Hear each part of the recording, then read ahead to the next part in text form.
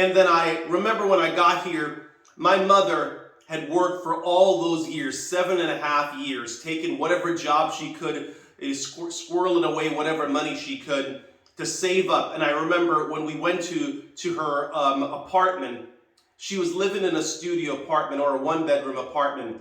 And when I looked around, there are boxes everywhere with, furniture's piled up on top of each other, essentially. And so we were like, is this our new home? Because even in that case, it was certainly much better than than where we were living before. Not to say Auntie Barbara's house was actually very nice, by the way, when we lived there. But remember, we had moved to Bygrave Avenue.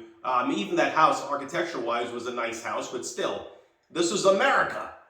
And so when we got here, I remember looking around our apartment, and it was just almost like a hoarder, the amount of stuff that was in there.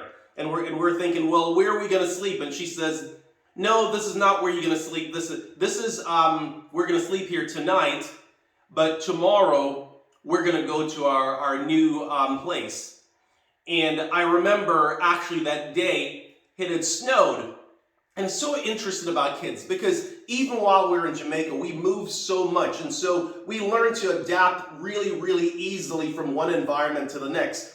So it was very strange to me. You would have thought that a child would be so in awe of like, wow, the architecture and how different things are. But it was sort of like nonchalant, matter of fact. Because that's the way kids are. The things that you think are going to move them doesn't move them. I digress a little bit that I have a couple of nieces that sometimes we try to do really elegant things for them, my wife and I, and they just really are just unimpressed. But then the thing that you never thought about is what they notice.